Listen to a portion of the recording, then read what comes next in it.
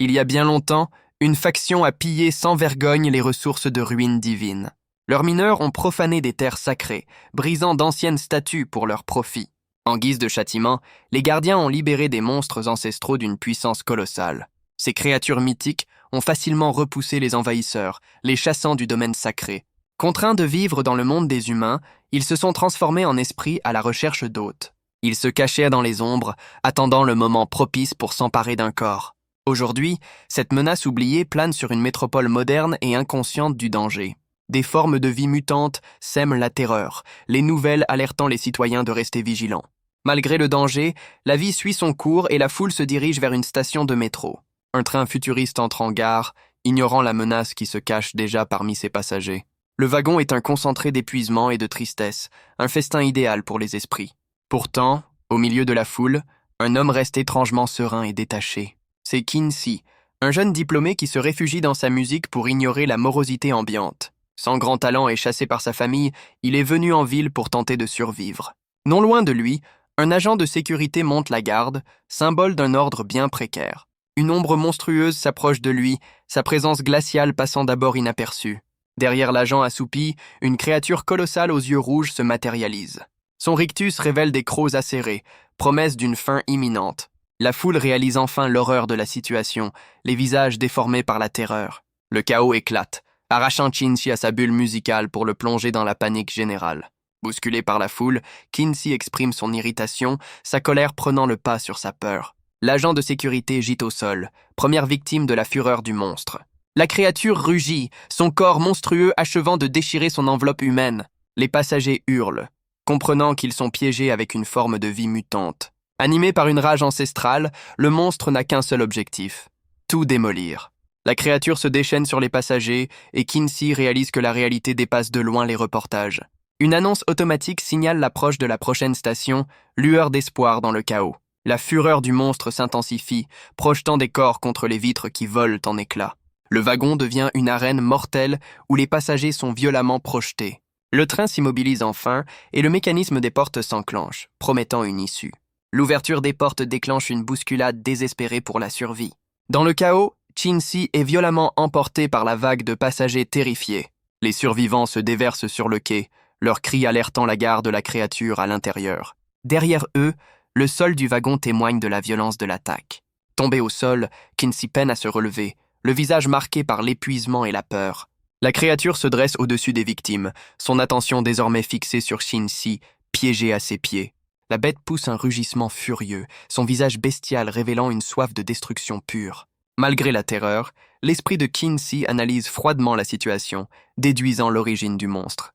Mais la créature se dirige vers les commandes, menaçant de refermer le piège sur les derniers survivants. Son plan d'évasion est interrompu par la vue d'une grand-mère protégeant sa petite-fille terrifiée. Kinsey propose un plan audacieux. Il servira d'appât pour permettre à la grand-mère et sa petite-fille de fuir. Il se montre confiant, se vantant de ses capacités de coureur, même s'il n'a jamais rien gagné. Au même moment, un autre événement se prépare en coulisses. Une présence malveillante observe la scène depuis l'ombre, ayant enfin retrouvé celui qu'elle cherchait. Kinsey frappe la créature avec son sac pour attirer son attention, un geste incroyablement risqué. Le monstre, furieux, se lance à sa poursuite, tombant droit dans le piège du jeune homme. En pleine course, il nargue la bête pour s'assurer qu'elle reste concentrée sur lui. Le regard de la créature brûle de fureur, sa mâchoire prête à déchiqueter sa cible. Le monstre abat son poing gigantesque, un coup qui semble impossible à esquiver. Kinsey comprend son erreur fatale, il a sous-estimé la vitesse fulgurante de son adversaire. La grand-mère alerte les gardes, leur criant que quelqu'un est encore piégé à l'intérieur. Le poing du monstre s'écrase contre l'estomac de Kinsey avec une force brutale. L'impact le projette en arrière, son corps incapable de résister à la puissance de la créature. Il s'écrase au sol, la douleur l'envahissant alors qu'il peine à respirer. Le monstre toise sa victime avec un ricanement triomphant et méprisant. Vaincu, Kinsey s'avoue que son plan audacieux était un échec total. Sa dernière vision est celle des portes du train qui se referment, le scellant avec le monstre. De son point de vue, les visages de la grand-mère et de l'enfant s'estompent dans l'entrebâillement. Plongé dans l'obscurité, une seule pensée traverse son esprit. C'est la fin. Dehors, la petite fille supplie désespérément les gardes de sauver le jeune homme qui s'est sacrifié pour elle. Un officier en armure prend le contrôle de la situation, ordonnant à ses hommes de ne pas agir à la légère. Simultanément, L'esprit malveillant qui observait la scène se met enfin en mouvement.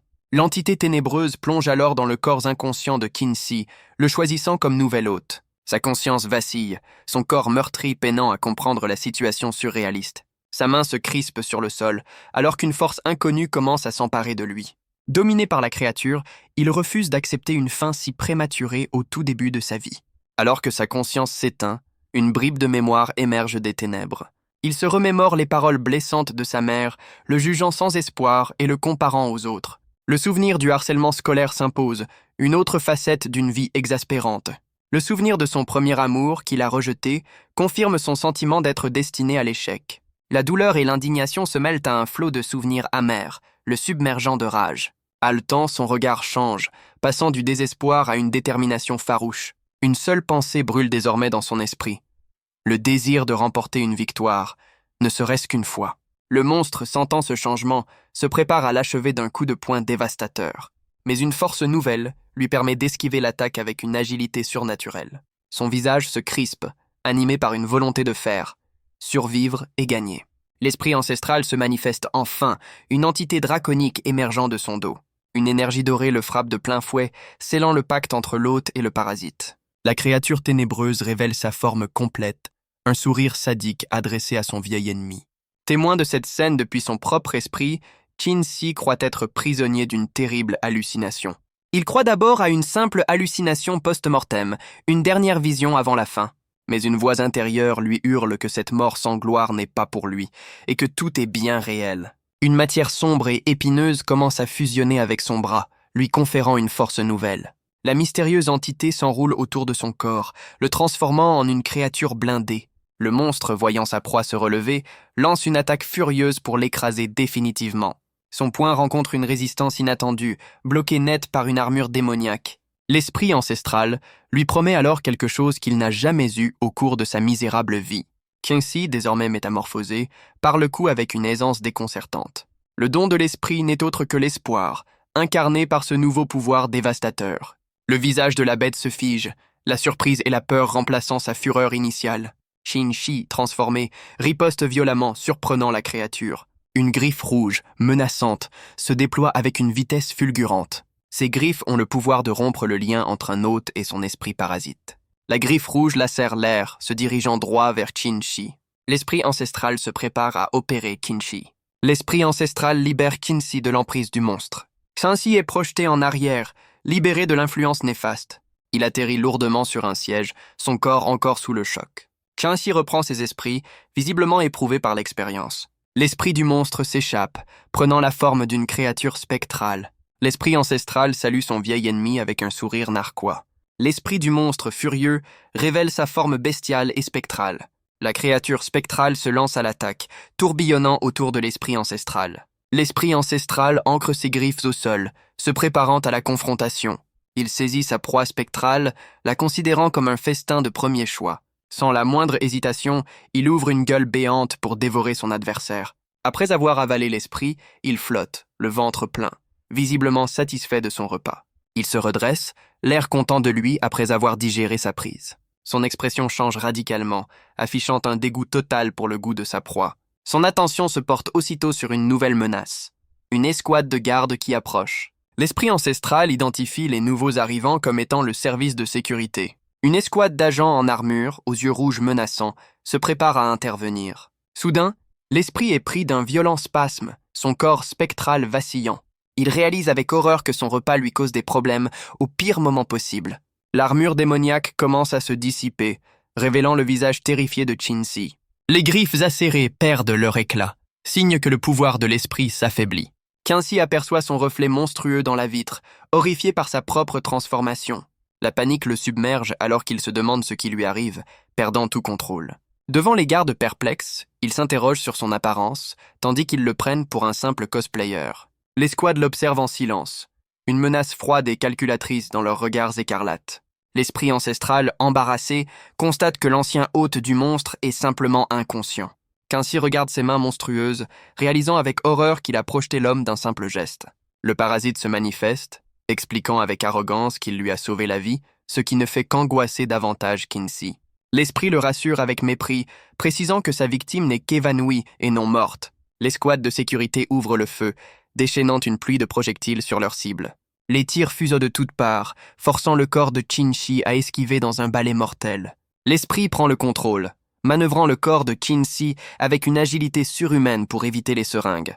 Pour s'échapper, l'entité décide de riposter en utilisant l'une des armes des gardes contre eux.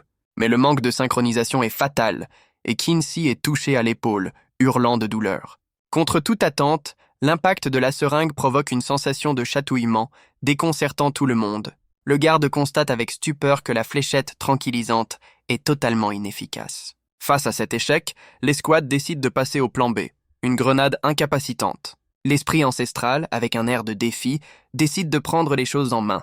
Un rictus arrogant se dessine sur son visage. Il semble s'amuser de la situation. Alors que le garde lance le projectile, l'esprit se jette dessus, interceptant la menace en plein vol. Avec une désinvolture totale, il frappe le projectile et le renvoie à l'expéditeur. Le projectile ricoche dangereusement à travers le wagon, se dirigeant droit sur l'escouade médusée. Une femme officier arrive sur les lieux juste à temps pour que ses hommes lui annoncent leur échec cuisant. L'officier exprime sa déception, jugeant la performance de son équipe pathétique. Pendant ce temps, l'esprit s'approche de l'homme inconscient, le reniflant avec une curiosité bestiale. Pendant ce temps, l'esprit et Qin-Shi s'écrasent à travers une vitre, s'échappant de justesse. L'officier sermonne son partenaire bestial, lui rappelant l'urgence de leur mission. Lassé de cette posture, le partenaire décide de reprendre une forme plus conventionnelle. La créature canine se tord, ses crocs acérés se préparant à une métamorphose. Il se transforme en un homme aux cheveux blancs et aux yeux brillants, son visage marqué par une intensité sauvage. Reprenant forme humaine, il se redresse avec une agilité prédatrice devant sa supérieure. L'homme, nommé Bufeng, explique avec désinvolture qu'il préfère sa forme animale pour le contact. Analysant la scène, Bufeng déduit que leur cible, un esprit instable, ne peut pas être loin. L'officier tente de le recruter, critiquant son propre service de sécurité et vantant ses talents. Bufeng décline poliment, affirmant que les mystiques comme lui ne sont pas faits pour les organisations.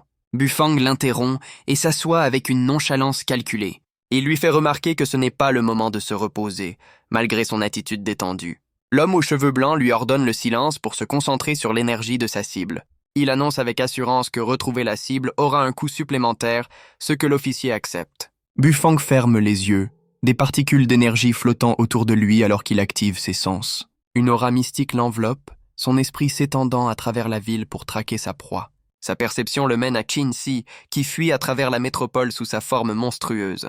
Il perçoit l'armure démoniaque qui recouvre le corps du jeune homme, vibrant d'une puissance brute. Il identifie l'esprit parasite qui a fusionné avec Qin-Shi, une entité sombre et instable. Une goutte de sueur perle sur son front, la traque s'avérant plus intense que prévu. Sa perception le confronte à une vision de l'esprit ancestral, une bête colossale et menaçante. La concentration intense fait perler la sueur sur son front, la traque mentale l'épuisant. L'esprit parasite, sentant sa présence, réagit avec une folie affamée et provocatrice. Bufeng est violemment repoussé, choqué par la conscience agressive de sa cible. La terreur se lit sur son visage, alors que l'esprit envahit sa propre perception. L'entité le submerge, jugeant sa technique de pistage bien trop intrusive. Une goutte de sueur s'écrase sur le sol, témoignant de la violence de l'affrontement psychique. L'officier se tourne vers lui, alerté par son état visiblement anormal. Son regard se durcit, comprenant que le traqueur a établi le contact avec leur proie. Épuisé mais victorieux, Bufeng annonce d'un souffle qu'il a enfin localisé sa cible. L'officier se précipite vers lui, le visage déformé par l'inquiétude face à son état. Bufeng s'effondre, le corps trempé de sueur, terrassé par le contre-coup de la traque psychique. Tout en ordonnant d'appeler une équipe médicale, elle ne peut cacher son admiration pour la puissance de leur cible. Elle le saisit par le col, exigeant de connaître la position exacte de la cible avant qu'il ne perde connaissance. Dans un dernier effort, il parvient à murmurer que leur proie se trouve dans le district 9. Le choc a été si violent qu'il peine à reprendre son souffle, visiblement à la limite de ses forces. L'information obtenue, l'officier affiche une expression déterminée, prête à lancer l'assaut. Elle donne l'ordre à un autre de ses agents, un spécialiste surnommé l'écureuil volant, de se préparer. Un autre membre de l'escouade, aux yeux rouges et à l'air féroce, confirme qu'il est prêt à se lancer à la poursuite. Une décharge d'énergie fulgurante marque le début de la traque, alors que l'équipe se déploie à une vitesse surnaturelle. L'écureuil volant, une femme aux cheveux blonds, affiche un sourire confiant, certaine de sa vitesse inégalée.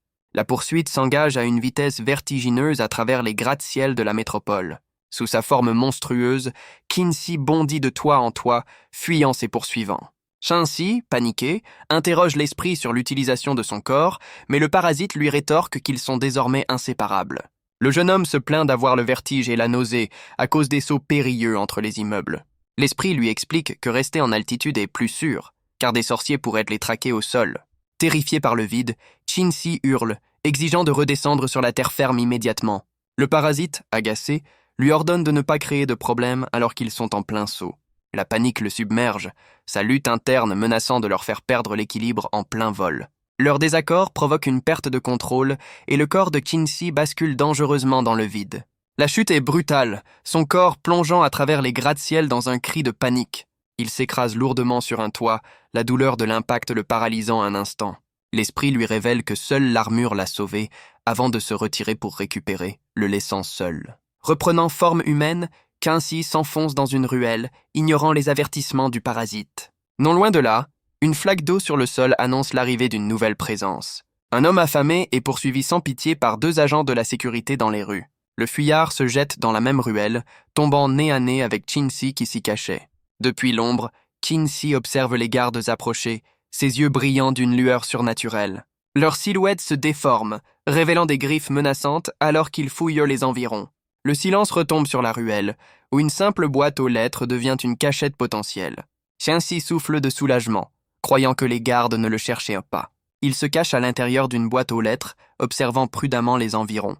Le parasite lui indique la direction d'un refuge, un bâtiment avec une tour d'horloge. L'esprit l'avertit qu'il ne peut pas rentrer chez lui, car la sécurité fouillera méticuleusement son appartement. Le jeune homme est dévasté à l'idée de ne pas avoir pu effacer ses fichiers personnels avant de fuir. L'esprit se moque de ses préoccupations futiles, le trouvant ridicule face au danger. Depuis un toit, une silhouette inconnue l'observe, se préparant à passer à l'action. Soudain, Shinsi lève la tête, sentant une menace imminente planer au-dessus de lui. Des projectiles d'énergie fusent vers lui, le forçant à esquiver sur une canalisation. Son assaillant surgit des airs, s'apprêtant à l'écraser d'un coup de pied puissant. Shinsi grimace de douleur, l'impact de l'atterrissage se faisant sentir. Son assaillant, les yeux rouges et menaçants, le somme de ne pas bouger depuis sa position renversée. Suspendu à un tuyau, l'homme déclare que toute fuite est impossible et qu'il est en état d'arrestation. Avec une agilité déconcertante, l'assaillant exécute une série de saltos pour atterrir. Il se pose au sol avec une précision parfaite, une légère aura émanant de ses pieds. L'homme lui propose un ultimatum, coopérer ou abandonner le parasite qui l'habite. Le visage de Shinsi affiche une détermination froide, déjouant les attentes de son adversaire. Contre toute attente, Shinsi annonce calmement sa coopération, laissant son interlocuteur sans voix.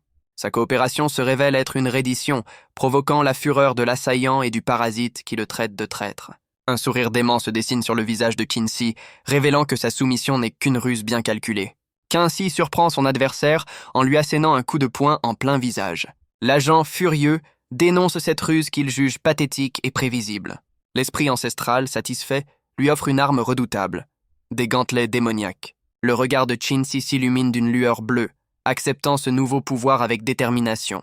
L'agent tente de saisir sa main, mais une force invisible repousse violemment son assaut. Projeté en arrière, il exécute une pirouette pour amortir sa chute et contre-attaquer. Il déchaîne une série de coups rapides, laissant des traînées d'énergie violette dans son sillage.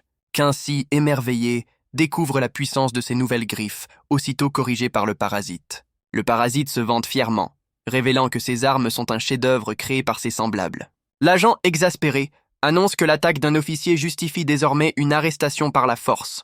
Les yeux de Shinsi brillent d'une lueur bleue, refusant de renoncer à sa liberté ou de livrer son allié. Galvanisé, il défie son adversaire de le capturer, prêt à se battre jusqu'au bout.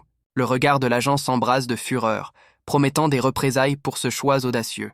L'agent déchaîne une attaque fulgurante, mais sa cible a déjà disparu, le laissant frapper dans le vide. Le parasite alerte Shinsi, qui aperçoit son adversaire plongeant sur lui depuis les airs. Il part de justesse le coup de pied dévastateur, l'impact résonnant contre son armure démoniaque. Le parasite analyse la vitesse de l'agent et conseille à Shinsi de viser ses points faibles. Une aura électrique entoure Shinsi alors qu'il se prépare à contre-attaquer avec une nouvelle stratégie. Il bloque une nouvelle offensive, ses gantelets déviant une frappe rapide et précise. La force du coup le projette en arrière, l'envoyant s'écraser au milieu de débris métalliques. L'esprit ancestral le rassure, lui promettant son soutien total dans ce combat. Agacé, Shinsi rejette les conseils du parasite, frustré par leur cohabitation forcée. Le parasite l'alerte juste à temps, son adversaire reprenant déjà l'offensive. Au sol, Kinsey improvise une défense en se saisissant d'un objet métallique lourd. Il parvient à bloquer le coup de pied de l'agent, utilisant l'objet comme un bouclier. La force de l'impact fait voler en éclats son bouclier de fortune, le laissant exposé. Émergeant de la poussière, l'agent fulmine, furieux de cette résistance inattendue. Poussé par le parasite, Kinsey libère sa rage, ses yeux brillants d'une lueur menaçante. Le combat s'intensifie, les deux adversaires échangeant une rafale de coups à une vitesse surhumaine. D'un geste précis, Kinsey intercepte le poing de l'agent, leurs forces s'opposant dans un choc brutal. L'agent grimace, la force de Kinsey le surprenant visiblement. Ses vêtements en lambeaux, il se prépare à déchaîner sa véritable puissance. Le parasite se vante, affirmant que ses griffes sont l'arme la plus redoutable qui soit. Une aura violette entoure l'agent, sa fureur atteignant un niveau critique. Il détecte enfin la présence du parasite, identifiant Kinsey comme un hétéromorphe. L'esprit ancestral se moque de l'agence de sécurité, la jugeant trop faible pour se passer d'aide extérieure. Le parasite explique que le coup de Kinsey a perturbé l'équilibre entre l'agent et son propre esprit. Il révèle alors avoir sectionné le lien entre l'hôte et son parasite, les séparant de force. L'esprit de l'agent se déchaîne, son corps submergé par une énergie chaotique et incontrôlable. Transformé en une bête lupine, il exige que Kinsey lui livre son parasite ou qu'il en paie le prix. Kinsey comprend que son adversaire, désespéré, a laissé son propre parasite prendre le contrôle total. La bête lupine charge avec une vitesse fulgurante, ses yeux rouges brillant d'une fureur incontrôlable. Un coup de pied surpuissant l'envoie valser dans les airs, le souffle coupé par la violence de l'impact. Désorienté, il demande de l'aide à son parasite pour se repérer et anticiper la prochaine attaque. Il atterrit brutalement, dérapant sur le sol alors qu'il tente de reprendre son équilibre. Le parasite l'avertit d'une attaque tourbillonnante imminente, surgissant de son flanc gauche. L'agent, transformé en une tornade de griffes, submerge Kinsey sous une pluie de coups. L'esprit ancestral prévient son hôte que leur endurance commune atteint ses limites face à un tel déchaînement. Acculé, Kinsey se courbe pour résister à la pression écrasante de l'assaut de son ennemi. Le visage empli de détermination, il décide de tout risquer et de se lancer corps et âme dans la bataille. Ses gantelets se déploient, des griffes acérées prêtes à déchirer l'ennemi. Il ancre ses nouvelles armes dans le sol, résistant de toutes ses forces à la tornade de coups.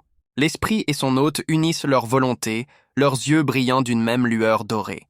Dans un mouvement fluide, il pivote et décoche un coup de pied dévastateur qui renverse le cours du combat. Son adversaire est projeté à travers la rue, s'écrasant violemment sur une voiture sous les yeux des passants. Épuisé, Kinsey reprend son souffle tandis que le parasite se félicite de leur coordination grandissante. Un sourire confiant se dessine sur ses lèvres, reconnaissant à contre-cœur l'efficacité de leur duo. Derrière eux, la rue porte les stigmates de leur affrontement, un camion endommagé témoignant de la violence des coups. Kinsey observe un instant le chaos qu'il a semé, avant de se fondre à nouveau dans l'anonymat de la ville. Profitant de la confusion des témoins, il s'éclipse discrètement dans une ruelle pour échapper au regard. Kinsey lève les yeux, alerté par une silhouette sombre qui plonge vers lui depuis les toits. Son regard se durcit, une lueur de défi brillant dans ses yeux bleus face à ce retour inattendu. Son adversaire Lupin atterrit devant lui, plus bestial et furieux que jamais. Sentant l'énergie de son ennemi, Kinsey déploie ses griffes, prêt à intercepter l'assaut. La créature se dissout dans un tourbillon de vitesse, devenant un simple flou insaisissable. Le jeune homme réalise avec stupeur qu'il ne faisait face qu'à une simple image rémanente. L'agent réapparaît soudainement derrière lui, sa présence glaciale lui coupant le souffle. La bête l'enserre dans une prise mortelle, son corps piégé par une force écrasante. Immobilisé, il comprend qu'il est tombé dans un piège parfait, une situation sans issue. Alors que l'air lui manque, son esprit reste lucide, conscient que la fin de ce combat approche. La bête jubile, savourant sa victoire imminente. Kinsey implore l'aide de son parasite, mais l'armure démoniaque est toujours en mode récupération. Le désespoir se lit sur son visage, la sueur perlant sur son front alors qu'il accepte son sort. L'esprit ancestral se résigne, trouvant un bref sentiment d'accomplissement dans cette fusion vouée à l'échec. Dans un dernier élan, le parasite le remercie pour cette brève mais intense collaboration. Pourtant, une lueur de défi brille dans les yeux de Kinsey, qui refuse de se rendre. La bête lupine tente de l'achever, mais Kinsey s'accroche, demandant une dernière faveur à son allié. Dans un geste désespéré, il frappe un point précis sur sa propre poitrine, libérant une énergie inattendue. Il est lui-même surpris par le résultat de son geste audacieux. L'esprit ancestral est violemment éjecté de son corps, impressionné par cette manœuvre extrême. L'esprit ancestral, libéré, se jette sur l'agent Lupin avec un coup de pied aérien dévastateur. La mâchoire de la bête rencontre la force brute de l'attaque, l'impact résonnant violemment. L'esprit plonge à nouveau vers Kinsey, se préparant à fusionner une fois de plus avec son hôte. Les yeux de Kinsey s'illuminent d'un bleu glacial, signe que la fusion est complète et qu'il est prêt à se battre. Armé de ses gantelets, il se prépare à mettre fin au combat en utilisant une nouvelle technique. Il révèle avec un sourire narquois que ses griffes peuvent briser le lien entre un hôte et son parasite. D'un coup précis, il frappe le dos de l'agent, libérant une énergie qui perturbe la connexion de son adversaire. Une aura sombre l'enveloppe, son regard fixé sur sa cible avec une concentration mortelle. L'agent est projeté en arrière, son corps submergé par une énergie chaotique alors que son lien se brise. Le visage de l'agent se tord d'incompréhension, réalisant avec horreur qu'il a été vaincu. L'esprit Lupin est violemment expulsé du corps de l'agent, laissant une traînée d'énergie spectrale. L'entité spectrale exprime sa rage et sa douleur, son existence désormais menacée. L'esprit tente de s'enfuir, mais Kinsey observe sa trajectoire, prêt à réagir. Kinsey propose à son parasite de dévorer l'esprit fugitif, savourant sa victoire issue d'un pari risqué. L'esprit ancestral le dévisage avec un regard calculateur, pesant ses options.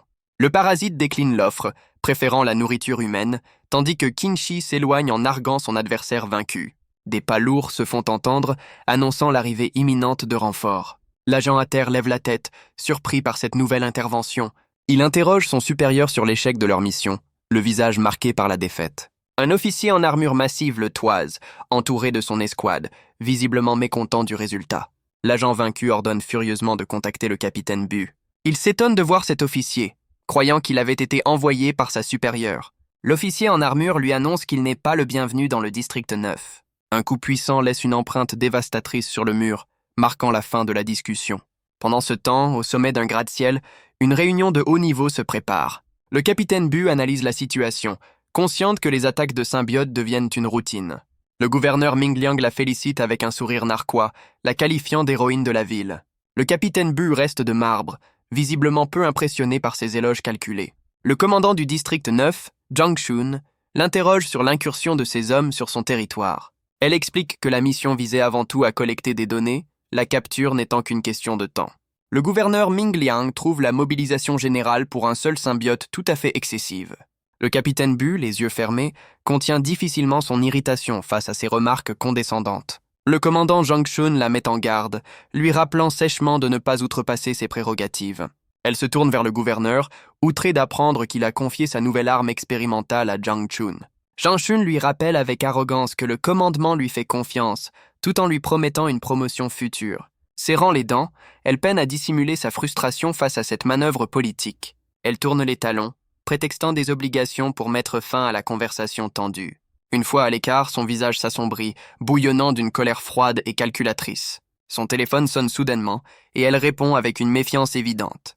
Elle propose alors à son interlocuteur, Bufang, de l'aider à retrouver sa cible en échange du double du paiement.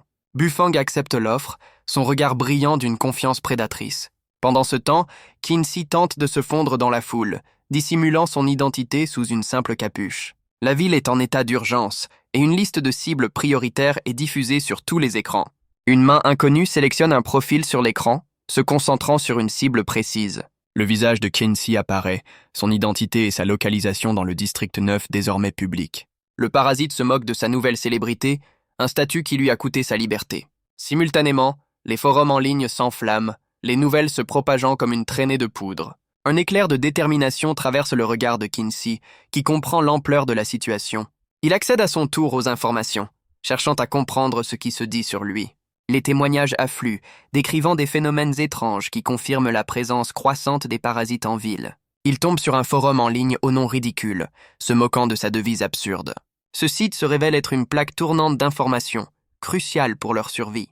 Sa nouvelle mission est claire, trouver le refuge de la tour de l'horloge et se débarrasser du parasite. Le parasite l'alerte qu'un autre hétéromorphe a été capturé et que les communications vont être coupées. Pour éviter d'être repéré, Kinsey décide d'éteindre son téléphone, espérant brouiller les pistes. Le parasite se moque de son geste, lui expliquant que les antennes relais peuvent toujours les localiser. Le jeune homme réalise avec effroi qu'il est piégé, les murs se refermant sur lui. Non loin de là, une autre cible est encerclée par une escouade de sécurité, prête à passer à l'attaque. L'hétéromorphe se défend, une énergie sombre émanant de lui alors que les agents déploient leurs armes. L'esprit ancestral se manifeste, son armure démoniaque se matérialisant pour le combat imminent. Ses yeux jaunes s'illuminent, signe que le combat est inévitable. L'escouade déploie des dispositifs énergétiques prêts à neutraliser sa cible. Son armure est frappée par une rafale de projectiles, mais résiste à l'impact. En réponse, il lance des disques tournoyants qui fendent l'air avec une vitesse redoutable. Les disques dévient les tirs ennemis, lui permettant de tenir tête à toute l'escouade. En un instant, l'escouade entière est neutralisée, gisant au sol, vaincue. Un officier lourdement armé apparaît, se dressant au-dessus des corps de ses subordonnés. Son bras se transforme en un canon énergétique, chargeant une attaque dévastatrice. Un rayon d'énergie massif est tiré, menaçant de pulvériser sa cible. Avec une agilité surhumaine, il esquive le tir de justesse, déjouant l'attaque de son adversaire. L'hétéromorphe intercepte un projectile bleu avec son armure, le neutralisant net. Il se jette sur l'officier, utilisant son disque d'or pour contrer le canon de son adversaire. Son arme tournoyante frappe violemment l'armure de l'officier, le combat atteignant son paroxysme. L'officier est vaincu, son esprit se dissipant, laissant Kinsey juger ses adversaires plus agaçants que compétents. Il atteint enfin sa destination, une tour d'horloge délabrée qui se dresse au milieu des gratte-ciel. L'intérieur est un labyrinthe d'escaliers et de rouages abandonnés, un refuge silencieux et poussiéreux. Le parasite le rassure, affirmant que ce lieu est une cachette parfaite, hors de portée de leurs poursuivants. Alors qu'il explore, une silhouette se dessine dans l'embrasure d'une porte, révélant une présence inattendue. Kinsey fait face au nouveau venu, déclarant avec détermination que sa fuite s'arrête ici.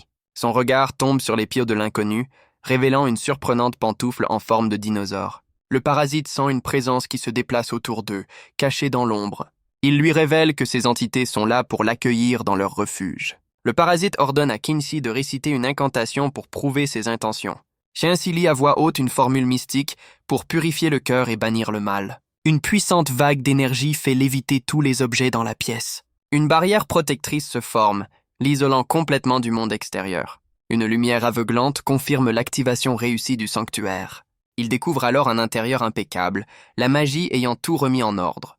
Des yeux brillants et des silhouettes spectrales se manifestent dans l'obscurité. Une horde de créatures fantomatiques émerge d'une grille, se dirigeant vers lui.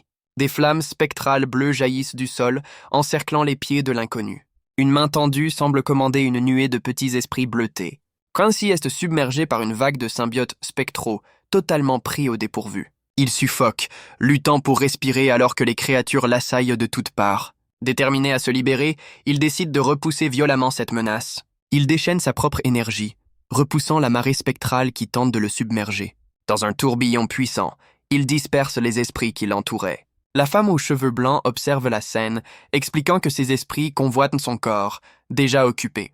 Alerté, Kinsey se retourne brusquement, découvrant la présence de cette femme mystérieuse. Elle le toise avec assurance, commentant avec ironie les difficultés de la vie d'un hôte symbiotique. La femme aux cheveux blancs s'écrase lourdement au sol, son atterrissage manquant cruellement de grâce. Se lamentant sur son manque d'agilité, elle admet avec frustration que ses acrobaties aériennes sont à revoir. Kinsey la prend pour un agent de la sécurité et voit en elle une occasion parfaite de s'affirmer. Il se jette sur elle, mais le parasite tente de l'arrêter, sentant qu'elle n'est pas une ennemie. Son regard se durcit, ses yeux turquoises brillant d'une lueur glaciale, révélant sa véritable nature. D'un simple geste, elle déchaîne une vague d'énergie qui stoppe net son assaut et le repousse violemment. Totalement immobilisé par sa puissance, Kinsey se retrouve incapable du moindre mouvement. Projeté à travers la pièce, il est envoyé valser vers la fenêtre sous le regard impassible de la femme. Elle le réprimande d'un ton glacial pour avoir semé le désordre dans sa demeure, le tenant à distance. Un autre habitant, paniqué, révèle qu'elle était leur protectrice, tandis que Kinsey tente de désamorcer la situation. D'un geste, la femme intercepte son assaut, sa main entrant en contact avec l'énergie sombre de son corps. À bout de souffle, Kinsey peine à se relever, encore sous le choc de la puissance qui l'a repoussé. La femme toise le parasite, se moquant de sa fuite, tandis que Kinsey réalise qu'elle peut communiquer avec son allié. L'esprit ancestral révèle que cette femme est une maîtresse des arts mystiques, âgée de plus de 100 ans, et qu'elle mérite le respect. Un autre résident s'interpose, tentant d'apaiser la situation et de raisonner le nouveau venu. Leurs pieds révèlent leur nature. Les siens nus sur le sol, ceux du parasite flottant comme une ombre. Le regard de Kinsey se durcit, analysant cette nouvelle dynamique de pouvoir avec une méfiance calculée. La maîtresse des lieux juge son corps tendre et déclare avec arrogance qu'elle a justement besoin d'un serviteur. Elle lui propose alors un marché dégradant. devenir son homme à tout faire en échange de sa protection. Les yeux de Chin-si s'embrassent de fureur, rejetant catégoriquement cette offre humiliante. La femme le toise d'un regard glacial, lui faisant comprendre qu'il n'a pas le choix. Le parasite lui conseille de faire profil bas, conscient de leur position de faiblesse. Ignorant l'avertissement, Kinsey se jette sur elle, l'insultant avec une audace folle. Elle se débat, affirmant avec mépris que les maîtres des arts mystiques ne sont pas si impressionnants. Son gantelet démoniaque se resserre sur le bras de la femme, sa prise devenant de plus en plus forte. Le parasite, stupéfait, observe la scène, déconcerté par l'audace de son hôte. D'un mouvement fluide, elle le retourne et l'écrase au sol avec une facilité déconcertante. Au sol, son visage marqué par la détermination, il refuse d'admettre sa défaite. La maîtresse des lieux le domine, tenant un mystérieux objet entre ses doigts, avec une assurance totale. Impuissant, il est projeté en arrière, son cri étouffé par la violence de l'action. Il est violemment projeté à travers la pièce, son corps heurtant les murs avec une force brutale. Le visage tordu par la rage, il l'insulte, refusant de se soumettre malgré la douleur. La maîtresse des lieux lui rappelle froidement qu'il est temps pour lui de comprendre sa place. D'un air supérieur, elle lui offre une chance de rédemption s'il implore son pardon. Le parasite tente une approche diplomatique, suggérant de régler ce conflit de manière plus civilisée. Les yeux brillants de fureur, Chin-si rejette cette humiliation, affirmant que les symbiotes méritent le respect. Il déploie ses griffes démoniaques, accusant la femme d'être la seule à agir de manière déraisonnable. Lassée de son insolence, elle le projette d'un geste dédaigneux, le bannissant de son refuge. Il est éjecté à travers la vitre de la tour de l'horloge, plongeant dans le vide dans un cri de panique. En bas, 2 silhouettes en armure l'attendent, prêtes à l'intercepter à son atterrissage. L'un des agents en armure observe la scène, ses yeux rouges brillant d'une lueur menaçante. Kinsey s'écrase sur eux avec la force d'un météore, les projetant violemment au sol. Se relevant péniblement, il se plaint de sa malchance, tombant toujours sur des adversaires imprévisibles. Le parasite le réprimande, lui reprochant d'avoir offensé une alliée potentiellement précieuse. Il se souvient de la puissance de la femme, capable de séparer un hôte de son symbiote d'un simple geste. Une lueur d'espoir naît en lui. Cette femme pourrait être la clé pour retrouver sa forme humaine. Tandis que le parasite s'interroge sur son humeur, Kinsey élabore déjà un plan pour regagner ses faveurs. Ses yeux s'illuminent d'une lueur bleue, déterminé à gagner la confiance de la mystérieuse maîtresse. Il réalise alors avec horreur qu'il a perdu son portefeuille et toutes ses cartes durant le combat. Il ne lui reste plus que quelques pièces en main, le laissant complètement démuni dans la ville. Il tente de passer un appel, mais son regard se durcit en entendant la tonalité. Un message l'informe que son identité a été restreinte, bloquant toute connexion. Le parasite lui ordonne de mémoriser une série de chiffres, cruciaux pour la suite. Non loin de là, il aperçoit des gardes escorter un autre fugitif, confirmant que la traque est générale. Conscient que son téléphone est un mouchard, il se résout à s'en séparer malgré son attachement. D'un geste résigné, il jette son appareil dans l'eau, coupant son dernier lien avec son ancienne vie. L'appareil s'écrase dans l'eau dans un plouf sonore, scellant sa décision. Le téléphone coule lentement, emportant avec lui ses secrets et son identité numérique. Il disparaît dans les profondeurs, rejoignant un banc de poissons curieux. Au fond de l'eau, l'écran s'allume une dernière fois, affichant un appel entrant qui ne sera jamais reçu. Une créature aquatique, un autre symbiote, nage avec agilité dans les profondeurs. Émergeant de l'eau, l'étrange créature récupère le téléphone, sa mission accomplie. La scène change, nous plongeant dans l'ambiance nocturne et douteuse d'un quartier ranimé. Une jeune femme aux cheveux roses et aux oreilles de chat accueille un client avec un sourire enjôleur. Elle se lance dans une performance, secouant un shaker en prétendant lancer un sortilège magique. Soudain, elle s'interrompt, ayant visiblement oublié la suite de son numéro. Un autre client tente sa chance, mais elle l'ignore poliment pour reprendre son spectacle raté. Son sourire forcé cache une profonde lassitude, contrainte de supporter des clients déplacés pour rembourser une dette. La pression monte alors qu'un client devient trop insistant, son exaspération atteignant un point de rupture. À bout de nerfs, elle libère sa fureur et frappe violemment le client avec son shaker. La scène plonge dans le chaos, la jeune femme aux cheveux roses laissant éclater sa rage face à un client furieux. Ses collègues tentent de calmer la situation, s'excusant platement auprès de l'homme en colère pour éviter un scandale.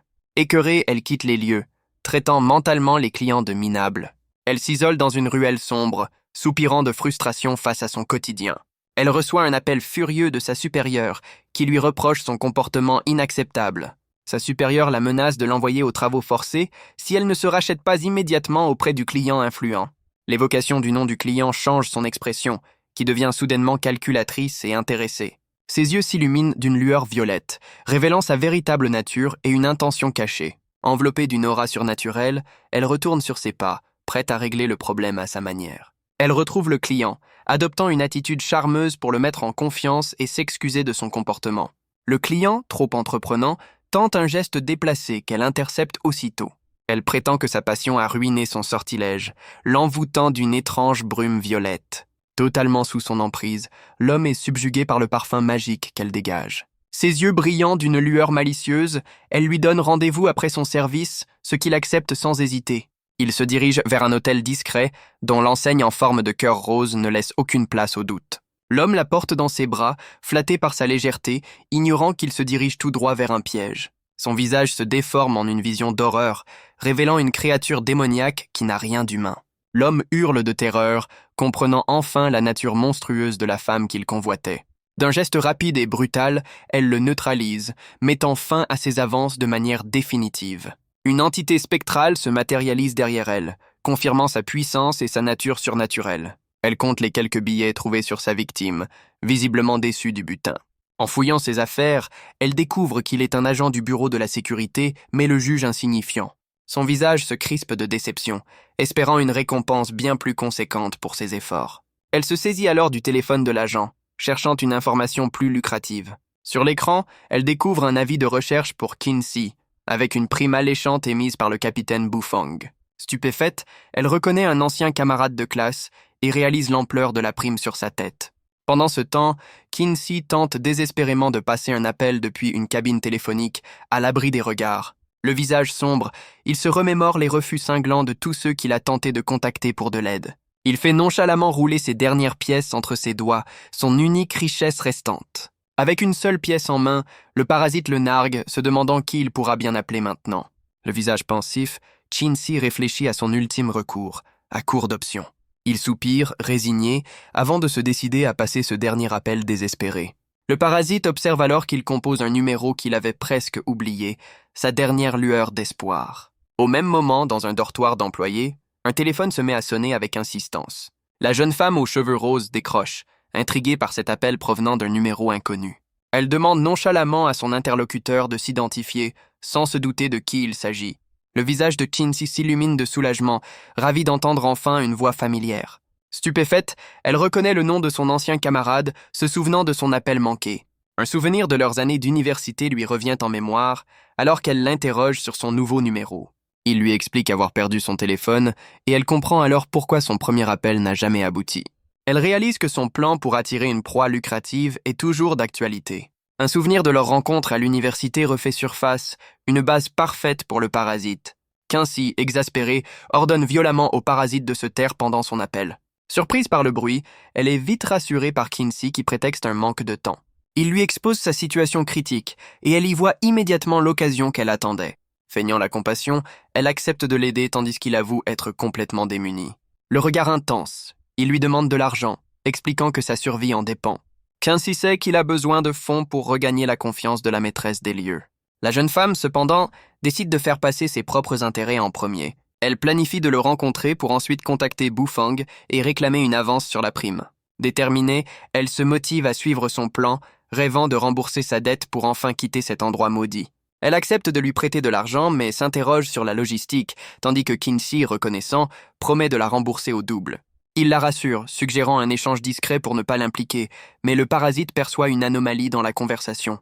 Elle lui donne rendez-vous dans un entrepôt désert du port de Beiyang, un lieu soi-disant sûr pour l'échange. La communication se coupe soudainement, la laissant perplexe face à son téléphone silencieux. De son côté, Kinsey peste contre la cabine téléphonique, son crédit d'appel s'étant épuisé au pire moment. Contemplant la ville, elle lui souhaite mentalement bonne chance, tout en se rappelant que son destin ne dépend que de lui. S'enfonçant dans la solitude urbaine, il est interpellé par le parasite qui s'étonne qu'il ne contacte pas ses parents. Le visage de Kinsey se ferme, la question du parasite touchant un point sensible et ravivant de sombres souvenirs. Un flash lumineux annonce un retour en arrière, s'apprêtant à révéler un fragment de son passé. Un souvenir douloureux refait surface, montrant un jeune Kinsey constamment rabaissé par ses parents. Il a toujours affronté ses épreuves seul, le poids de la culpabilité l'empêchant de demander de l'aide. Les larmes aux yeux, il explique que sa seule motivation était de ne jamais être un fardeau pour eux. Le flashback s'achève, le ramenant à la dure réalité d'un matin sous un pont industriel. Il se réveille avec un bâillement, épuisé par sa nuit à la belle étoile. Il découvre qu'il a passé la nuit avec un groupe de sans-abri, une expérience pour le moins inédite. À son réveil, il se retrouve suspendu par les pieds, piégé par ses compagnons d'infortune. Il lui avoue l'avoir ligoté dans son sommeil, espérant le livrer pour toucher une récompense. Le visage de Kinti se tord de dégoût face à cette trahison motivée par l'appât du gain. Leur chef justifie leur acte par la simple nécessité de survivre, annonçant l'arrivée imminente des autorités. Ses yeux s'illuminent d'une lueur dorée, défiant ses ravisseurs avec une confiance inébranlable. D'une secousse violente, il pulvérise ses liens, libérant une énergie brute qui surprend ses agresseurs. Dans un mouvement acrobatique, il exécute une rotation fulgurante, projetant ses adversaires au loin. Le parasite, amusé, se manifeste derrière lui, alors qu'il s'étire nonchalamment après cette mise en jambe matinale. Refusant d'abandonner, les sans-abri se regroupent et s'arment de planches et de tuyaux pour reprendre le combat. L'un d'eux charge avec fureur, abattant son arme de fortune sur l'armure démoniaque de Chinchi. Le gourdin en bois se brise en éclats au contact de son casque, l'attaque se révélant totalement inefficace. L'armure ne subit qu'une égratignure, témoignant de sa résistance surnaturelle face à cette agression désespérée. Son agresseur reste figé, pétrifié par l'échec de son assaut et l'invulnérabilité de sa cible. Voyant cela, le reste du groupe décide de passer à l'offensive, se préparant à une attaque coordonnée. D'un revers puissant, il envoie valser ses assaillants dans un tourbillon d'énergie. Leur chef, un colosse armé d'une masse improvisée, décide de prendre les choses en main. Shinshi charge à son tour, ses yeux jaunes brillant d'une lueur prédatrice. L'homme abat son arme avec une force brute, tentant de l'écraser sous le poids de son attaque. L'arme de fortune se désintègre au contact de son armure, le laissant totalement abasourdi. Terrifié, le chef se rend et lui donne les indications pour le port en échange de sa vie. Shinshi s'éloigne d'un bond, laissant derrière lui un adversaire paralysé par la peur. Soudain, une femme tombe du ciel et l'attaque, mais il dévie ses projectiles avec aisance. Alors qu'elle l'accuse, il s'éclipse avec le parasite qui plonge dans l'eau pour s'enfuir. Dans les profondeurs, une nouvelle entité moustachue les observe, ses yeux bleus brillant dans l'obscurité. Ils émergent des profondeurs, une plaque d'égout marquant leur sortie discrète. Le parasite lui conseille de rester dans les égouts pour éviter les ennuis inutiles. Soudain, un projecteur puissant éclaire les ténèbres, signalant une présence hostile. Il se cache juste à temps, un drone de surveillance balayant la zone avec son laser rouge. Le parasite l'alerte, identifiant l'engin comme un drone du bureau de la sécurité. Ce nouveau modèle de drone prouve que leurs ennemis connaissent les itinéraires des fugitifs. Pour économiser de l'énergie, le parasite lui conseille de reprendre sa forme humaine et de trouver une sortie. Il découvre avec surprise que leur énergie commune est limitée, comme une batterie qui se vide. Le parasite explique que leur symbiose leur permet d'échanger de l'énergie, un repas pouvant durer des jours. Comprenant enfin leur lien, il interroge le parasite sur leurs mœurs, qui lui répond que c'est la loi du plus fort. Le parasite explique que les esprits faibles cherchent un hôte humain pour survivre et évoluer. Ceux qui échouent sont dévorés par des entités plus puissantes, une loi impitoyable de la nature. Il compare cyniquement leur sort à celui des humains, simples pions dans la grande chaîne alimentaire sociale.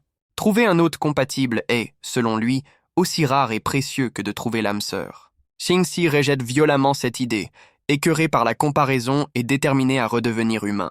Le parasite lui rappelle alors qu'il lui a sauvé la vie par le passé, une dette que Shinshi ne peut nier. Il révèle avoir été témoin du traitement cruel réservé aux hétéromorphes par le bureau de la sécurité. Un flashback montre un jeune Kinshi, intrigué, découvrant ces informations en ligne avant leur rencontre. Il tombe sur le témoignage poignant d'un homme torturé par une machine des autorités. L'homme, mourant, révèle les séquelles mortelles de l'expulsion de son symbiote et réclame justice. En ligne, les débats font rage, révélant une société fracturée entre la peur et la sympathie pour les hétéromorphes. Le flashback montre un jeune Kinshi, l'air las, ayant déjà acheté son billet pour la tristement célèbre ville de Chihuang. Il se penche en arrière, détendu devant son ordinateur, ignorant encore le sort qui l'attend. La ville de Chihuang est une enclave abandonnée, un territoire unique où cohabitent désormais humains et hétéromorphes. La promesse d'un meilleur salaire le convainc et il prend la décision fatidique de s'y installer.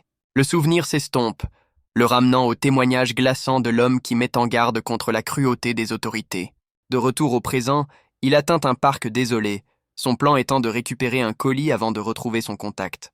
Le paysage est étrangement vide, jonché de formations rocheuses qui semblent défier les lois de la nature. Le parasite le presse de trouver un point d'observation, sentant que ce n'est pas le moment de faire du tourisme. Il s'approche d'une sculpture monumentale en ruine, son attention attirée par une inscription gravée à sa base. D'un souffle, il dégage la poussière qui recouvre une ancienne gravure. L'inscription révèle l'histoire de la statue d'une déesse créatrice, un vestige vieux de plusieurs millénaires.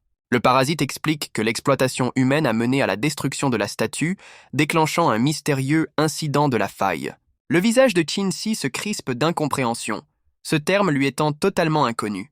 La statue semble résonner avec ce mot, une énergie étrange émanant de la pierre fissurée. Une vision fulgurante révèle une faille dimensionnelle d'où s'échappent des créatures cauchemardesques. Des yeux jaunes perçants, emplis de fureur, fixent l'origine de ce souvenir déterré. Soudain, le parasite est submergé par une douleur insoutenable, son esprit assailli par des visions chaotiques. Il hurle de douleur, son agonie faisant écho à celle d'une bête monstrueuse issue de ses souvenirs. Au milieu de la souffrance, des fragments de mémoire refont surface, éclairant un passé qu'il croyait oublié. Le parasite se souvient de son monde natal, un royaume fantastique de montagnes flottantes et de créatures étranges. Il est plongé au cœur d'une compétition féroce, une mêlée chaotique entre les plus puissantes créatures.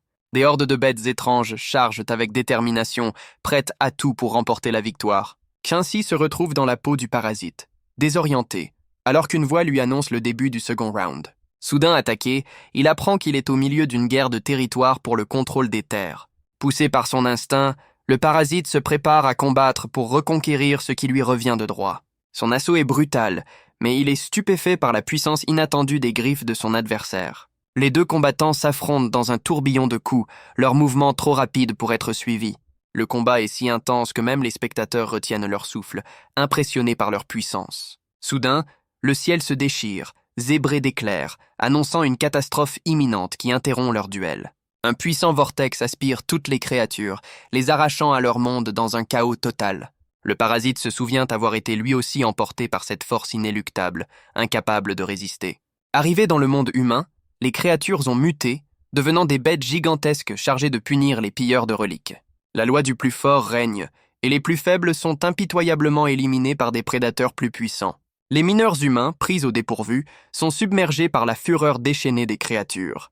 Qin-Shi, projeté dans ce souvenir, se retrouve dans la peau d'un mineur, totalement désorienté par la situation. Une voix l'avertit de fuir, lui faisant comprendre qu'il n'a aucune chance face à ces bêtes monstrueuses. Face à une créature colossale, son arme de fortune se brise, le laissant sans défense et terrifié. D'un coup surpuissant, il est projeté en arrière, son casque volant en éclats sous la violence de l'impact. Le conflit dégénère en une guerre totale, les créatures dévastant les villages humains dans un déchaînement de violence. Le parasite, épuisé, se souvient de son échec à protéger les reliques sacrées des humains. Il observe avec amertume les camions des mineurs s'enfuir avec leurs précieux butins. La faille dimensionnelle se referme, piégeant à jamais les créatures dans ce nouveau monde. Le portail se fissure et se scelle, coupant définitivement toute retraite vers leur terre natale. Se croyant condamné, le parasite se laisse tomber, acceptant sa défaite imminente. C'est alors qu'il aperçoit le corps inerte de Qin-Shi, une lueur d'espoir dans les ténèbres. Son esprit quitte sa dépouille mortelle, trouvant en Qin-Shi un nouvel hôte pour survivre. Autour de lui, d'autres esprits errent, cherchant désespérément un corps à posséder. Les créatures ancestrales, incapables de survivre physiquement, sont devenues de pures entités spirituelles. Le parasite révèle qu'inadaptés à ce monde, ils n'ont eu d'autre choix que de muter pour ne pas disparaître. Le souvenir s'intensifie, le parasite libérant une énergie brute dans un cri de rage. Son visage se tord sous l'effet de la vision, submergé par la puissance du passé. La vision s'achève dans une explosion de lumière aveuglante, marquant la fin de ce monde. De retour au présent, la statue brisée se dresse comme un témoin silencieux de cette ancienne tragédie. Qin-Shi s'effondre, secoué par la violence des souvenirs qui viennent de l'assaillir. Le parasite révèle qu'une explosion les a libérés d'une dimension obscure où ils étaient prisonniers. Il raconte ses tentatives infructueuses pour trouver un hôte, son esprit étant rejeté par chaque corps. Le souvenir de leur rencontre refait surface, le parasite lui ayant offert une alliance pour survivre. Qin-Shi s'interroge sur la traque des autorités, et le parasite lui explique que tous les esprits sont visés. Il révèle l'existence d'un plan sinistre, orchestré par un mystérieux roi écarlate pour capturer les symbiotes. Il se souvient d'une rumeur sur le véritable maître de la ville, qui se cacherait au sommet de la tour Shihuang. Le parasite lui révèle que la tour scelle un portail vers un autre monde, probablement la faille dont ils ont entendu parler. Le parasite est stupéfait d'apprendre l'existence d'autres passages, une information que la maîtresse des lieux lui a cachée. Qin-Shi comprend que la maîtresse, Zhong Liqing, lui a menti mais décide de régler ses comptes plus tard. Le parasite lui montre leur destination, le port de Beiyang, où ils doivent retrouver leur contact. Pendant ce temps, les écrans géants de la ville diffusent les informations du matin. Une annonce cruciale concernant les hétéromorphes capte l'attention des citoyens du district 9. Un scientifique s'apprête à présenter un rapport de recherche sur la survie des hétéromorphes dans la société humaine. Il explique que la stabilité d'un hétéromorphe dépend de la personnalité de son esprit parasite. Le rapport révèle une classification des esprits en 2 catégories, les positifs et les négatifs. Le scientifique explique que les esprits pacifiques peuvent coexister harmonieusement avec leur hôte sans représenter une menace. Un officiel se demande alors si ces symbiotes positifs pourraient avoir des vertus thérapeutiques pour l'esprit humain. À l'inverse, les esprits négatifs sont une véritable catastrophe, submergeant leur hôte d'impulsions chaotiques et agressives. Le premier symptôme d'une telle possession est un profond sentiment de malaise chez l'hôte humain. L'officiel s'interroge sur le cas où l'hôte et le parasite partageraient de la même nature malveillante, créant une fusion parfaite. La présentation suggère que les personnalités peuvent s'influencer mutuellement avec le temps, mais sans preuve concrète. Une annonce publique incite les citoyens à coopérer avec les autorités, promettant un retour à la normale pour les hétéromorphes. Le scientifique conclut que tous les symbiotes transforment leur hôte en une arme vivante en constante évolution. Pendant ce temps, la scène se déplace vers le port de Beiyang, le lieu de rendez-vous fixé pour Qinshi. Un entrepôt désaffecté, marqué du numéro 4, se dresse comme le point de rencontre final de sa mission. Vu d'en haut, Qinshi arrive enfin au lieu de rendez-vous, un quai désert et isolé. Il aperçoit un sac posé sur un baril, avec un message en forme de cœur collé sur un conteneur. Reconnaissant le signe de son contact, il s'approche, confirmant qu'il est au bon endroit pour l'échange. À l'intérieur du sac, il découvre une batte à clous et une enveloppe, perplexe face à ce contenu inattendu. Le visage grave, il ouvre la lettre, le parasite se manifestant derrière lui, tout aussi intrigué. La lettre révèle la trahison. Son contact s'excuse de l'avoir utilisée, n'ayant aucun argent à lui donner. Le parasite explose de rage, confirmant que son mauvais pressentiment était justifié, tandis que Qinshi rougit de colère. Levant les yeux, il aperçoit les ombres de plusieurs silhouettes se découpant au-dessus de lui. Sur les conteneurs, une femme et son escouade le narguent, révélant qu'il est tombé droit dans une embuscade. Bufang, son ennemi juré, lui fait face avec une assurance glaciale, prête à passer à l'action. La jeune femme aux cheveux roses exulte, la compte sur la prime lui promettant enfin la liberté. Cachée, elle observe la scène, curieuse de voir comment ses anciens alliés vont se comporter. Elle ne peut s'empêcher de rougir, trouvant son ancien camarade toujours aussi séduisant malgré le danger. Déterminée, elle décide de filmer l'affrontement pour exposer les méthodes brutales du bureau de la sécurité.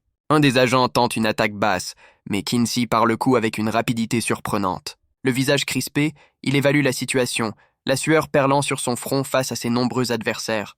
Bufeng le sermonne, lui rappelant que ses actions passées ne resteront pas sans conséquences. Il rétorque avec véhémence, expliquant que le parasite lui a sauvé la vie et qu'il lui doit tout. De son poste d'observation, la jeune femme est visiblement impressionnée par la loyauté inébranlable de Qinshi. Bufeng reconnaît son courage mais le juge trop impulsif, lui tendant la main en signe d'une offre inattendue. Bufeng lui propose un marché, le regardant avec une condescendance à peine voilée. Dégoûté, Qinshi crache au sol, rejetant son offre avec un mépris total. Il révèle qu'il connaît déjà les méthodes brutales du bureau de la sécurité envers les hétéromorphes. Il leur rappelle que même séparés, les autres finissent dans un état pire que la mort. Furieux, il les confronte, leur demandant s'ils assument la responsabilité de ces vies brisées. Encerclé, il se prépare au combat, ses yeux jaunes brillant d'une lueur de défi. Bufeng tente alors de le manipuler, lui demandant s'il compte vraiment passer sa vie avec ce parasite. Ses paroles le troublent, lui expliquant que le parasite apprendra à le connaître intimement. Elle conclut avec un sourire sinistre que son allié finira par lui voler son corps. La réalisation de ce futur possible le frappe de plein fouet, ses yeux s'écarquillant de terreur. Le parasite le supplie de ne pas le séparer, terrifié à l'idée de retourner dans un vide obscur. Submergé par ce conflit intérieur, Qinshi hurle de douleur, son esprit au bord de la rupture. Son corps est secoué de spasmes, son énergie devenant incontrôlable sous le regard de Bufeng. Observant la scène, la jeune femme sent que son ancien camarade est en grande difficulté. Bufeng sort alors une seringue, prête à injecter un sérum pour forcer la séparation. Elle attend le moment parfait, déterminée à mettre fin à leur symbiose par la force. Prise de panique, la jeune femme aux cheveux roses crie pour tenter d'arrêter l'inévitable. Les paroles de Bufeng l'ont plongée dans un dilemme, déchiré entre son humanité et sa loyauté. Avec un sourire narquois, elle lui promet la survie s'il accepte de faire confiance au bureau de la sécurité. Dans sa vision, le parasite est arraché à lui, tandis que Qincy lutte contre la décision de l'abandonner. Le visage de Qincy se tord de douleur, son esprit torturé par le dilemme qui le déchire. Bufang observe sa détresse avec une froide détermination, la seringue prête à frapper. L'intervention soudaine de la jeune femme aux cheveux roses surprend Bufang en pleine action. Elle tente désespérément de raisonner Qincy, l'exhortant à reprendre ses esprits. La voix de son ami résonne en lui, mais le désir de retrouver son humanité s'oppose à sa loyauté. Dans un éclair de lucidité, il choisit son allié, refusant de l'abandonner à ses ennemis. Le parasite, terrifié, sent la main de son hôte lui échapper, le suppliant de ne pas le laisser. Profitant de son trouble, Bufang se jette sur lui, prêt à injecter le sérum de séparation. Une vague d'énergie pure jaillit de Qincy, repoussant violemment toute menace. Surprise par l'explosion, Bufang est projeté en arrière, perdant sa seringue dans la déflagration. La seringue vole en éclats, son contenu se répandant au sol. Entouré, il fait face à une pluie de projectiles, son armure démoniaque absorbant les coups. Bufang réalise avec stupeur que son plan vient de voler en éclats. L'intervention de la jeune femme se retourne contre elle, un agent la maîtrisant sans ménagement. Ses yeux brillant d'une lueur violette, Qincy affirme sa décision de ne jamais livrer son allié. Bufang reste sans voix, incapable de croire à ce retournement de situation inattendu. Leur confiance mutuelle a déclenché une évolution, fusionnant leurs pouvoirs en une nouvelle forme redoutable. Il sent cette nouvelle puissance couler en lui, conscient de pouvoir désormais la maîtriser pleinement. Une larme de rage coule sur la joue de Bufang, qui comprend avec amertume qu'il a évolué. Bufang se tourne vers son informatrice, qui avoue avoir trahi Qincy pour obtenir sa propre liberté. Bufang maîtrise la jeune femme, qui réalise avec frustration que ses pouvoirs sont inefficaces contre les agents. Qincy, encore en phase d'adaptation, se demande par où commencer pour tester sa nouvelle puissance. Furieuse, Bufang ordonne à ses hommes de passer à l'attaque et de le capturer à tout prix. Il se lance dans la mêlée, esquivant avec une agilité déconcertante les tirs d'énergie de l'escouade. Les agents déchaînent une rafale de projectiles, déterminés à neutraliser leur cible insaisissable. Enveloppés d'une aura violette, ils se déplacent à une vitesse fulgurante, devenant un simple flou pour ses adversaires. Les agents peinent à le viser, tandis que la jeune femme l'avertit du danger d'un canon électromagnétique. L'un des agents déploie son arme spéciale, un canon prêt à tirer une charge paralysante. Réduite au silence, son ami ne peut qu'assister à la scène, les yeux écarquillés de terreur. Avec une légèreté surprenante, Qincy bondit dans les airs, se préparant à contre-attaquer. D'un coup précis, il neutralise l'agent au sol, sa nouvelle puissance se révélant redoutable. Un autre tir d'énergie le frappe violemment dans le dos, mais il l'encaisse sans vaciller.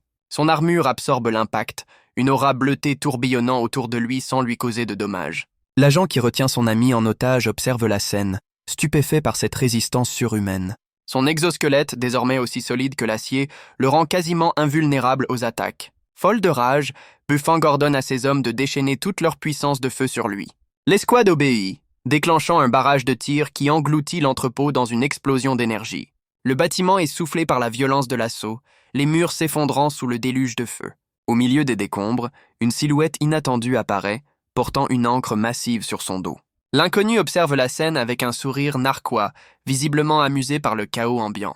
L'inconnu rapporte la situation à son supérieur, avouant son envie de se joindre à la fête. Son supérieur, furieux, ordonne de capturer le parasite de Qincy et d'éliminer tous les témoins. Furieux que l'on sème le chaos sur son territoire, il décide de s'occuper personnellement de la situation. Une énergie sombre et tourbillonnante déferle sur le champ de bataille, annonçant une nouvelle menace. Bufang et son agent sont pris de court, stupéfaits par cette intervention inattendue. Réduit au silence, son ami observe la scène avec une angoisse croissante. Au milieu du chaos, Qincy se redresse, parfaitement adapté à sa nouvelle puissance. Le regard rempli de défi, il déploie ses griffes, prêt à enfin passer à l'offensive.